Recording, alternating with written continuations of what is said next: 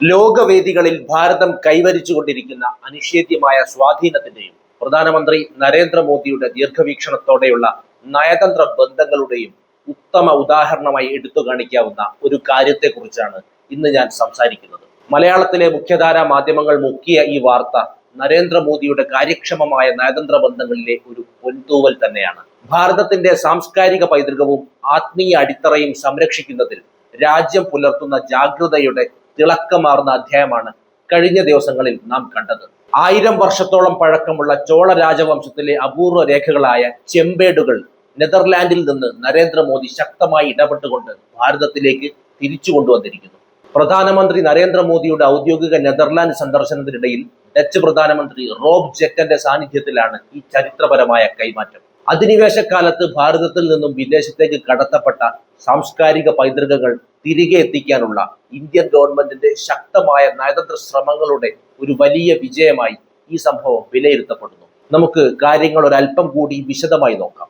ലൈഡൻ പ്ലേറ്റുകളെന്നും ആനൈമംഗലം ചെമ്പേടുകളെന്നും അറിയപ്പെടുന്ന ഈ ചരിത്രരേഖകൾ തിരികെ എത്തിക്കുക എന്നത് അത്ര എളുപ്പമുള്ള കാര്യമായിരുന്നില്ല. കൃത്യമായ തന്ത്രങ്ങൾ, ആസൂത്രിതമായ ഗവേഷണം, അന്താരാഷ്ട്ര നിയമങ്ങളെയും നയങ്ങളെയും അനുകൂലമാക്കിയുള്ള ഇടപെടലുകൾ എന്നിവയിലൂടെയാണ് നരേന്ദ്രമോദിയുടെ നേതൃത്വത്തിൽ ഭാരത സർക്കാർ ഈ ദൗത്യം സാധ്യമാക്കിയത്. ഇത്രയ്ക്കും പ്രാധാന്യം അർഹിക്കുന്ന, തിരിച്ചെടുക്കാൻ ഏറെ ശ്രമകരമായിരുന്ന ഈ ചെമ്പേടുകൾ യഥാർത്ഥത്തിൽ എന്താണെന്ന് ഞാൻ വ്യക്തമാക്കാം. ഈ ചരിത്രരേഖകൾ താളിയോലകൾക്ക് സമാനമാണ്.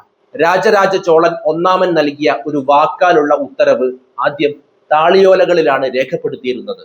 എന്നാൽ താളിയോലകൾ കാലപ്പഴക്കത്താൽ നശിച്ചു പോകാൻ സാധ്യതയുള്ളതിനാൽ അദ്ദേഹത്തിന്റെ മകനായ രാജേന്ദ്ര ചോളൻ ഒന്നാമൻ ഈ രാജശാസനം കൂടുതൽ കാലം നിലനിൽക്കുന്നതിനായി ചെമ്പേടുകളിലേക്ക് പകർത്തി മാറ്റുകയായിരുന്നു. മൊത്തം 30 കിലോഗ്രാമോളം തൂക്കമുള്ള 21 വലിയ ചെമ്പേടുകളും 3 ചെറിയ ചെമ്പേടുകളും അടങ്ങുന്നതാണ് ഈ ശേഖരം. ചോള രാജവംശത്തിന്റെ ഔദ്യോഗിക മുദ്രയുള്ള ഒരു വെങ്കല വളയത്താൽ ഇവ പരസ്പരം ബന്ധിപ്പിച്ചിരിക്കുന്നു. തമിഴ്, സംസ്കൃതം എന്നീ ഭാഷകളിലാണ് ഇതിലെ ലിപികൾ കുത്തിവെച്ചിട്ടുള്ളത്. തമിഴ്നാട്ടിലെ നാഗപട്ടണത്ത് നിർമ്മിച്ച ചൂടാമണി വർമ്മ വിഹാരം എന്ന ബുദ്ധമത കേന്ദ്രത്തിന് ആനൈമംഗലം എന്ന ഗ്രാമം ചോള രാജാവ് ദാനമായി നൽകിയതിന്റെ ഔദ്യോഗിക രേഖകളാണ് ഈ ചെമ്പേടുകളിലുള്ളത്. ചോള രാജാക്കന്മാർക്ക് മറ്റു മതങ്ങളോടുണ്ടായിരുന്ന സഹിഷ്ണുതയ്ക്കും ആദരവിനും വലിയൊരു തെളിവാണ് ഈ രേഖ. കൂടാതെ അന്നത്തെ ഭരണ സംവിധാനം, നികുതി രീതികൾ, കടൽ മാർഗമുള്ള വ്യാപാര ബന്ധങ്ങൾ എന്നിവയെക്കുറിച്ചുള്ള കൃത്യമായ വിവരങ്ങളും ഇതിൽ അടങ്ങിയിരിക്കുന്നു. 18ാം നൂറ്റാണ്ടിൽ നാഗപട്ടണം ഡച്ച് ഈസ്റ്റ് ഇന്ത്യ കമ്പനിയുടെ നിയന്ത്രണത്തിലായിരുന്ന കാലത്താണ് ഈ ചെമ്പേടുകൾ ഡച്ചുകാർ കൈക്കലാക്കുന്നത്. തുടർന്ന് നെതർലൻഡിലെ പ്രശസ്തമായ ലൈഡൻ യൂണിവേഴ്സിറ്റി ലൈബ്രറിയിൽ സൂക്ഷിച്ചിരിക്കുകയായിരുന്നു ഇവ. 2012 മുതൽ ഈ ചോള ചെമ്പേടുകൾ തിരികെ എത്തിക്കാനുള്ള നയതന്ത്ര ശ്രമങ്ങൾ നടക്കുന്നുണ്ടായിരുന്നു. ഒടുവിൽ 2026 മെയ്യിൽ നെതർലാൻഡ് പ്രധാനമന്ത്രി റോബ് ജെറ്റന്റെ സാന്നിധ്യത്തിൽ നടന്ന ചടങ്ങിൽ വെച്ച് ലൈഡൻ സർവകലാശാല അധികൃതർ ഈ അപൂർവ നിധി പ്രധാനമന്ത്രി നരേന്ദ്രമോദിക്ക് ഔദ്യോഗികമായി കൈമാറി.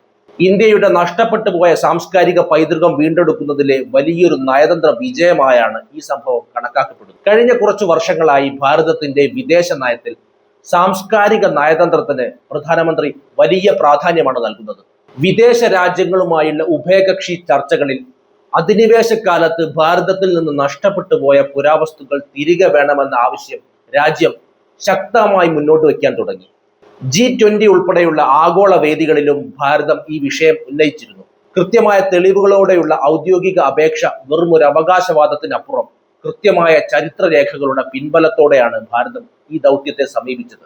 2023 ഭാരത സാംസ്കാരിക മന്ത്രാലയം ലൈഡൻ സർവകലാശാലയ്ക്ക് ഈ ചെമ്പേടുകൾ തിരികെ നൽകണമെന്ന് കാണിച്ച് ഔദ്യോഗികമായി അപേക്ഷ സമർപ്പിച്ചു. ഈ രേഖകൾ തമിഴ്നാട്ടിലെ നാഗപട്ടണത്ത് നിന്നാണ് ഡച്ച് ഈസ്റ്റ് ഇന്ത്യ കമ്പനി കടത്തിക്കൊണ്ടുപോയത് എന്നതിനുള്ള കൃത്യമായ ചരിത്രപരമായ തെളിവുകളും ഭാരതം ഇതിനോടൊപ്പം ഹാജരാക്കി.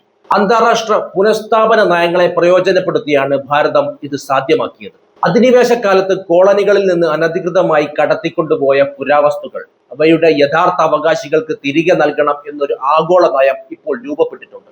നെതർലാൻഡ് സർക്കാർ രൂപീകരിച്ച കൊളോണിയൽ കളക്ഷൻ കമ്മിറ്റി ഇക്കാര്യത്തിൽ കർശനമായ പരിശോധനകൾ നടത്തി വരികയായിരുന്നു. ഭാരതത്തിന്റെ അപേക്ഷ വന്നതോടെ 2025 അവസാനത്തോടെ ഈ കമ്മിറ്റി പഠനങ്ങൾ പൂർത്തിയാക്കുകയും ഈ ചെമ്പേടുകൾ ഭാരതത്തിന്റെ ഉടമസ്ഥതയിലുള്ളതാണെന്നും അത് നിബന്ധനകളില്ലാതെ തിരികെ നൽകണമെന്നും സർവകലാശാലയ്ക്ക് ശുപാർശ നൽകുകയും ചെയ്തു.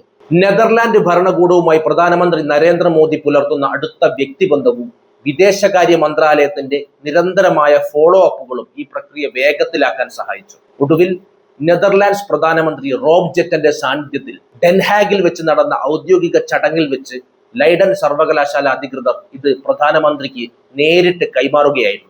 ഈ ഒരു വിജയത്തിന് പിന്നാലെ സ്കോട്ട്ലൻഡിലെ എഡിൻബർഗ് സർവകലാശാലയിലുള്ള മറ്റ് 7 ചരിത്രപ്രസിദ്ധമായ ഭാരതീയ ചെമ്പേടുകൾ കൂടി തിരികെ എത്തിക്കാനുള്ള നയതന്ത്ര ചർച്ചകൾക്ക് ഭാരതം ഇപ്പോൾ തുടക്കം കുറിച്ചിട്ടുണ്ട്. പ്രധാനമന്ത്രി നരേന്ദ്രമോദിയുടെ സാംസ്കാരിക നയതന്ത്രത്തിന്റെ ഫലമായി കഴിഞ്ഞ ഏതാനും വർഷങ്ങൾക്കുള്ളിൽ 400-ലധികം അപൂർവ ചരിത്ര വസ്തുക്കളും പുരാതന വിഗ്രഹങ്ങളുമാണ് ലോകത്തിന്റെ വിവിധ കോണുകളിൽ നിന്ന് ഭാരതത്തിലേക്ക് തിരികെ എത്തിച്ചത്. അമേരിക്ക, UK, ഓസ്ട്രേലിയ, കാനഡ തുടങ്ങിയ രാജ്യങ്ങളിൽ നിന്ന് വീണ്ടെടുത്തവയിൽ ഏറ്റവും പ്രധാനപ്പെട്ട ചില ചരിത്ര വസ്തുതകൾ നമുക്കൊന്ന് നോക്കാം.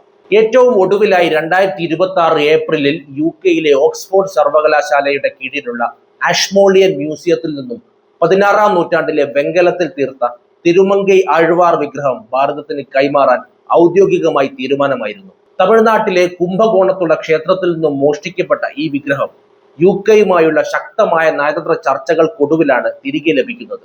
അമേരിക്കൻ സന്ദർശന വേളകളിൽ പ്രധാനമന്ത്രി നരേന്ദ്രമോദിക്ക് നേരിട്ടാണ് വലിയൊരു പൈതൃക ശേഖരം തന്നെ US ഭരണകൂടം കൈമാറിയത്. ഇതിൽ 2-ാം നൂറ്റാണ്ട് മുതൽ 19-ാം നൂറ്റാണ്ട് വരെയുള്ള കാലഘട്ടത്തിലെ ടെറാക്കോട്ട, കല്ല്, ചെമ്പ്, വെങ്കലം എന്നിവയിൽ നിർമ്മിച്ച വിഗ്രഹങ്ങളും പുരാവസ്തുക്കളും ഉൾപ്പെടുന്നു. മധ്യപ്രദേശിൽ നിന്നും മോഷ്ടിക്കപ്പെട്ട 10-ാം നൂറ്റാണ്ടിലെ മണൽക്കല്ലിൽ തീർത്ത നർത്തകി വിഗ്രഹം, തമിഴ്നാട്ടിൽ നിന്നുള്ള ചോഴ കാലഘട്ടത്തിലെ വെങ്കല വിഗ്രഹങ്ങൾ എന്നിവ ഇതിൽ പ്രധാനപ്പെട്ടവയാണ്. കള്ളക്കടത്തുകാരനായ സുഭാഷ് കപൂറിന്റെ ശൃംഖലയിൽ നിന്നും US അധികൃതർ പിടിച്ചെടുത്ത ഈ വസ്തുക്കൾ മോദി സർക്കാരിന്റെ നിരന്തരമായ ഫോളോ അപ്പുകൾക്കൊടുവിലാണ് ഇന്ത്യക്ക് വിട്ടു നൽകിയത്. ഓസ്ട്രേലിയൻ പ്രധാനമന്ത്രി സ്കോട്ട് മോറിസണും ആന്റണി അൽബനീസും ഭാരതവുമായുള്ള അടുത്ത സൗഹൃദത്തിന്റെ പ്രതീകമായി പല പ്രധാന പുരാവസ്തുക്കളും നേരിട്ട് കൈമാറുകയുണ്ടായി. 12-ാം നൂറ്റാണ്ടിലെ ചോള കാലഘട്ടത്തിലെ നടരാജ വിഗ്രഹം, കുട്ടിയായ സംബന്ധറിന്റെ വെങ്കല വിഗ്രഹം, രാജസ്ഥാനിൽ നിന്നുള്ള ചണ്ഡിക ദേവിയുടെ ശില്പം എന്നിവ ഇവയിൽ ചിലതാണ്. കാനഡയിൽ നിന്നും തിരികെ എത്തിച്ച 18-ാം നൂറ്റാണ്ടിലെ അന്നപൂർണ ദേവിയുടെ വിഗ്രഹം കാശി വിശ്വനാഥ ക്ഷേത്രത്തിൽ പിന്നീട് പുനഃപ്രതിഷ്ഠിക്കുകയുണ്ടായി. ഇതിനു പുറമെ ജർമ്മനിയിൽ നിന്ന് 10-ാം നൂറ്റാണ്ടിലെ അവലോകിതേശ്വര പത്മപാണി വിഗ്രഹവും സിംഗപ്പൂരിൽ നിന്ന് ചോഴ കാലഘട്ടത്തിലെ ഉമാമഹേശ്വര വിഗ്രഹവും ഭാരതത്തിലേക്ക് തിരിച്ചെത്തിച്ചു. സ്വാതന്ത്ര്യാനന്തര ഭാരതത്തിൽ 2014 വരെ കേവലം 13 പുരാവസ്തുക്കൾ മാത്രമാണ് വിദേശത്ത് നിന്ന് തിരികെ എത്തിക്കാൻ കഴിഞ്ഞിരുന്നതെങ്കിൽ കഴിഞ്ഞ 10 വർഷത്തെ ശക്തമായ വിദേശ നയത്തിലൂടെ ഈ സംഖ്യ 400-ലധികമായി ഉയർത്താൻ സാധിച്ചു എന്നത് പുതിയ ഭാരതത്തിന്റെ നയതന്ത്ര വിജയത്തിന്റെ തെളിവാണ്. ഭാരതത്തിന്റെ സാംസ്കാരികവും ചരിത്രപരവുമായ സമ്പത്തിന്റെ വലിയൊരു ഭാഗം ഇപ്പോഴും വിദേശ രാജ്യങ്ങളിലെ മ്യൂസിയങ്ങളിലും സ്വകാര്യ ശേഖരങ്ങളിലും അവശേഷിക്കുന്നുണ്ട്. ഇവയിൽ ഭൂരിഭാഗവും ബ്രിട്ടീഷ് അധിനിവേശ കാലത്തും അതിനുശേഷമുള്ള പുരാവസ്തു കള്ളക്കടത്തിലൂടെയും രാജ്യം വിട്ടുപോയവയാണ്.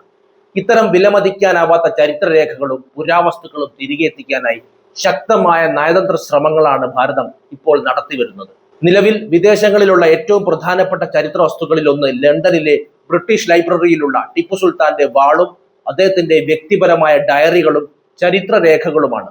കൂടാതെ ലോകപ്രശസ്തമായ കോഹിനൂർ രത്നവും ചാണക്യന്റെ അർത്ഥശാസ്ത്രത്തിന്റെ അപൂർവ പ്രതികളും ലണ്ടനിലെ വിവിധ മ്യൂസിയങ്ങളിലുണ്ട്. ശിവാജി മഹാരാജിന്റെ പ്രശസ്തമായ വാഖ് നഖ് ലണ്ടനിലെ ആൽബർട്ട് മ്യൂസിയത്തിൽ നിന്നും താൽക്കാലികമായി മഹാരാഷ്ട്രയിലേക്ക് എത്തിച്ചിട്ടുണ്ടെങ്കിലും അത് സ്ഥിരമായി തിരികെ ലഭിക്കാനുള്ള ചർച്ചകൾ തുടരുകയാണ്. ജർമ്മനിയിലെ മ്യൂസിയങ്ങളിലുള്ള പുരാതന ഭാരതീയ കയ്യെഴുത്ത് പ്രതികളും പാരീസിലെ ലൂവർ മ്യൂസിയത്തിലുള്ള ചോള, പല്ലവ കാലഘട്ടത്തിലെ വെങ്കല വിഗ്രഹങ്ങളും ഭാരതത്തിന്റെ ചരിത്രം വിളിച്ചോതുന്നവയാണ്. നിലവിൽ ഈ വസ്തുക്കൾ തിരികെ എത്തിക്കാൻ ഭാരതം സജീവമായ ശ്രമങ്ങൾ നടത്തിക്കൊണ്ടിരിക്കുന്നു. അധിനിവേശത്തിന്റെ കറുത്ത ദിനങ്ങളിൽ ഭാരതത്തിന് നഷ്ടപ്പെട്ടു പോയത് കേവലം വിലപിടിപ്പുള്ള വസ്തുക്കളല്ല, മറിച്ച് ഈ നാടിന്റെ ആത്മാവും സാംസ്കാരിക സ്വത്വവുമായിരുന്നു. എന്നാൽ ചരിത്രത്തിന്റെ ആ തെറ്റുകളെ തിരുത്താനും വിദേശ മണ്ണിൽ അവശേഷിക്കുന്ന നമ്മുടെ പൈതൃകത്തിന്റെ ഓരോ കണികയും ജന്മനാട്ടിൽ തിരിച്ചെത്തിക്കാനും ഭാരതം ഇന്ന് പൂർണ്ണമായും പ്രതിജ്ഞാബദ്ധമാണ്.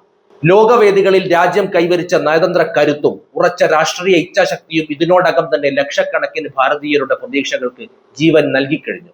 നെതർലാൻഡിൽ നിന്നുള്ള ചോള ചെമ്പേടുകളുടെ വീണ്ടെടുക്കൽ ഒരു തുടക്കം മാത്രമാണ്. അടിമത്തത്തിന്റെ പ്രതീകങ്ങളായി വിദേശ മ്യൂസിയങ്ങളുടെ ഉള്ളറകളിൽ ഇനിയും അവശേഷിക്കുന്ന ഭാരതത്തിന്റെ ഓരോ ചരിത്രരേഖയും പുരാവസ്തുവും അതിന്റെ യഥാർത്ഥ അവകാശികളായ ഭാരതീയരുടെ കൈകളിൽ തിരിച്ചെത്തും വരെ ഈ സാംസ്കാരിക പോരാട്ടം രാജ്യം തുടരുക തന്നെ ചെയ്യും. നമ്മുടെ പൂർവികരുടെ പൈതൃകത്തെയും ചരിത്രത്തെയും അർഹിക്കുന്ന ആദരവോടെ നെഞ്ചേറ്റുന്ന ഒരു പുതിയ ഭാരതത്തിന്റെ പ്രഖ്യാപനം കൂടിയാണത്. എന്താണ് ഈ വിഷയത്തെക്കുറിച്ചുള്ള നിങ്ങളുടെ അഭിപ്രായം? എന്തായിരുന്നാലും കമന്റ് ചെയ്യൂ. നമുക്ക് മറ്റൊരു വിഷയവുമായി വീണ്ടും കാണാം.